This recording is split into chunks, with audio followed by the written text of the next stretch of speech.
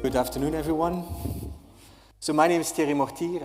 I lead our EMEA e-mobility team within EY, Ernst Young.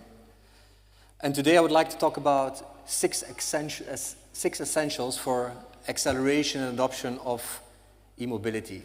So when I heard the title Autonomous E-mobility, my first thought was probably the world will be first electric and then autonomous.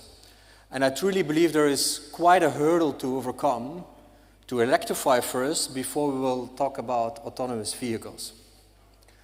So today I will present you some of the results of a study that we've just released. It's 2 weeks old.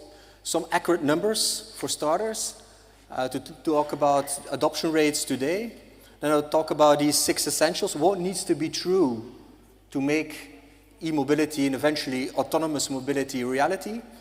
And then I will end up with actually a very hot topic in the European market called data interoperability. I mean, that sounds very, very technical, I know, but it's probably one of the crucial elements to make e-mobility a reality for governments, but also for consumers.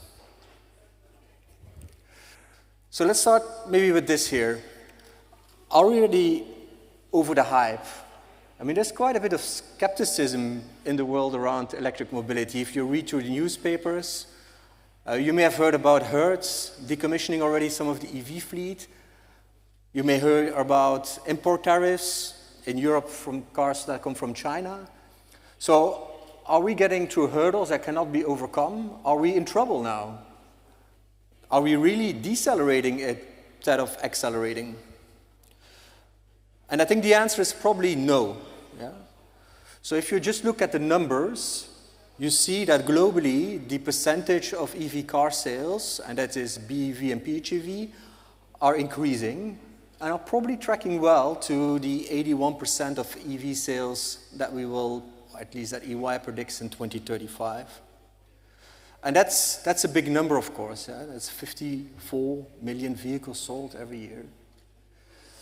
And if you look at the curves, and some of these countries are obviously known to you, you can probably see that quite a few of these countries are really getting into mass adoption. Norway, of course, the example. And the reason why they started early is because they had already decarbonized all of their energy generation, so they had to look at the next pocket, so they were early. China, we just saw the numbers in the previous presentation, really ramping up, really big, to the point where they have oversupply in their supply chain and probably are pushing this out to different markets. Europe, well on track, with differences between the east and the north, of course, but also the US going pretty fast. And then the question, of course, is what will happen to GCC, what will happen to Qatar? And there's probably an advantage of being a bit on the left side of the curve, because that allows you to take learnings from what happened in other countries. And I have to say, if you look, for example, at Europe as a market, it's been pretty messy. Yeah, I'm not sure who of you have driven an EV or is driving an EV in the European market. It's pretty bad in terms of customer experience. Because if you do drive an EV car there, you probably have 6, 7, 8 RFIDs and cards to be able to charge. That's the reality of today. And that's not the way it should be. So, and I think there, both GCC and Qatar, to be more specific, has an opportunity to design this right from the start. And we've seen countries that were a bit behind doing that. For example, Hong Kong. Hong Kong has really designed for the different market roles, has designed for good customer experience, has also designed for a good data platform. I will come back on that. So I assume that you know China is big. You see that US is getting to the inflection point, and some of the southern countries in Europe are so. But the point is that as soon as you cross the inflection point, things go fast. Slow in the beginning, and then suddenly. Yeah? And then you come into the space where issues occur. Yeah? And I will talk about these issues because they relate to the six essentials. As soon as things accelerate, the grid gets behind, so the grid needs to be prepared, and so on. I will come back on that. I guess you know these numbers better than I do, so I would say Qatar making the first steps towards electric mobility, but there's no reason to believe why Qatar cannot go, as we call it, the Norway. Yeah? Norway being oil-producing country, affluent country, not using that oil for their own transport, but using the oil for export. And the same for gas, of course. Not a surprise to me when we did the analysis and the research that a lot of the electrification starts in the fleet, and with buses, it's what we see around the world. So fleets are important, and fleets will come first because of the better business case and also a number of government reasons. So here are a couple of restrictions that need to be overcome to really accelerate, and those will end up in the 6 essentials I will talk about later. And we have clustered them in political, economical, technical, and consumer-related impact drivers. And you see, for example, that if you look at the economics, probably oil prices and oil volatility is less important than declining battery costs and better performance of battery costs.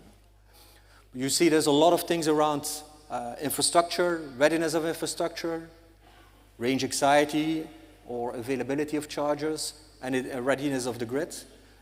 And of course, there's also an element of consumer trust and awareness. So let's come quickly to these 6 essentials, and I will very briefly touch upon some of them. So here you see them. Resilient supply chain, access to green power, because obviously it doesn't really make sense to drive an electric car if the power is not green.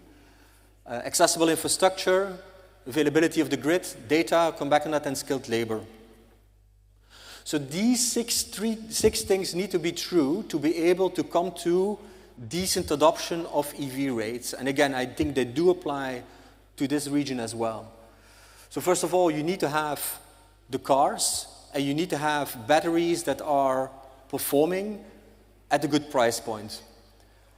And they should not always be the most fancy or the most expensive batteries. If you look at Chinese cars, usually the batteries are just good enough and they do the job. Need a decent amount of renewables. So typically between 6 and 10% increase in capacity required, which is not too difficult to obtain. The bigger problem is the peak load when people charge their cars. So it's, for the energy experts in the room, it's a kilowatt problem and not a kilowatt hour problem, so it's not the volume but the peak. You need accessible infrastructure, and believe me, this is one of the key things for acceleration. Having a grid that is reliable and that can accommodate all of the charging is absolutely key. I'll give you an example. If today in the Netherlands you want to connect a fast charger onto the network, you have a waiting time between 12 and 18 months.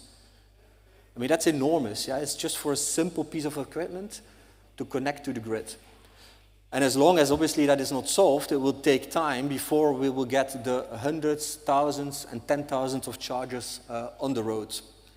The grid needs to be smart. As said, there is a peak problem, so we need to make sure that people do not charge their cars at night or at the same time. So they need to be managed, and there's different techniques and defenses that you can apply to that. And obviously, you will need data and platforms to make this a reality. For example, how will you control all the chargers here in the state of Qatar, making sure that this new asset class, because that's what it is managed and operated like it should? When there's a charger down, that there is a service engineer sent to be able to fix it. And that will be done through data platform. Last but not least, labor to install, maintain, and operate it. You will need skilled labor force. To give you an idea, in Europe you will need 1 million workers to deploy EV chargers.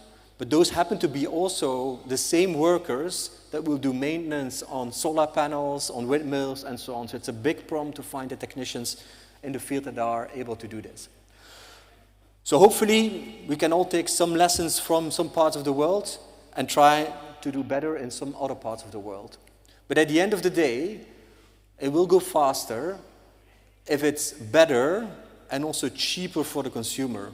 I mean, we see this with all type of energy solutions in the energy transition. If the car is not better performing and cheaper, people will not buy it. If the charging is not easier to do than what you used to do, people will feel a hurdle to overcome that. And a crucial element, and that's my last part here of the presentation, will be data.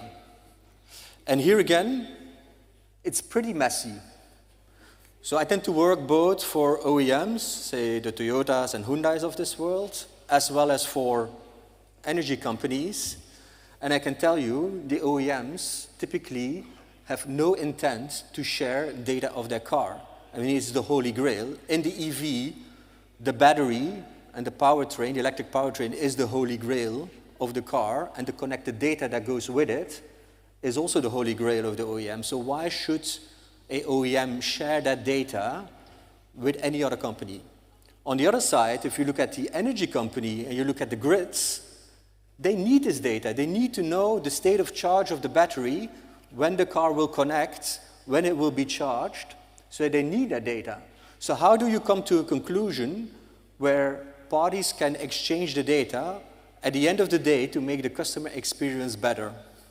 Well, the answer is, and that's also what's happening now in Europe, it will have to go partially through regulation and through legislation. So there is a new amendment in the European Parliament that will look at mandatory exchange of data between car and between the energy provider, with obviously the driver somewhere in the middle. And when we presented this at Eurelectric, which is the association of the 27 utilities in Europe, we had a very strong delegation of the European Commission to come and to listen on what will be required to make this a reality. Now, on top of that, to make things more complicated, next to OEM public access points, there is still also the work and the home-based charging. So there again, you also need to exchange data. You know what is really new in this whole world is that actually 3 ecosystems are colliding as we speak. You have the mobility ecosystem, as I said, the car, the connected car. You have the energy grid ecosystem, and then finally you have the building environment and the building ecosystem. And these systems were traditionally in the past not used to talk to each other.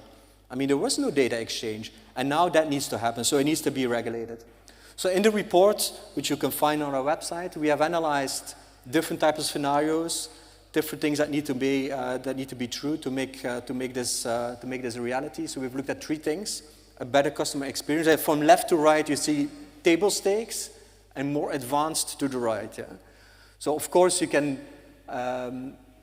make the customer journey more frictionless, but you can also take it as an opportunity. Yeah? The data can also help you create a better relationship with your customer and also sell new products and services. Same for infrastructure deployment. You will have to use data to be able to understand where the charging points are needed. When we did work in Hong Kong and we built them a data platform, the CEO of CLP, which is the Chinese light and power company over there, told us, oh, we didn't know that the utilization of our chargers is at 70%. I mean, it's a very high utilization rate. I think we need to invest in other places, and we could determine where to invest. Not on the places, of course, where chargeability was low, but where it was high. So insights to deploy better is absolutely required. And last but not least, believe me, unless you have a gold-plated network like in Norway, you will need the data to be able to manage your grids effectively.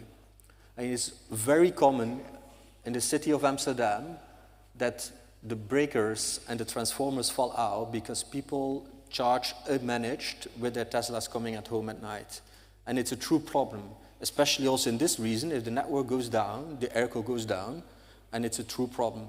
So understanding what's happening, using the data to be able to invest and improve the grid and modernize the grid is true. And at the end of the day, again, there is also an opportunity because every car is a battery.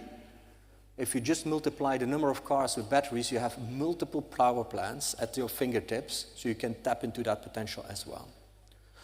So with that, I hope I give you a bit of a glimpse of where we think things are going, maybe some of the lessons learned, the 6 essentials, and the importance of data to make e-mobility and eventually also autonomous mobility a reality. Thank you very much.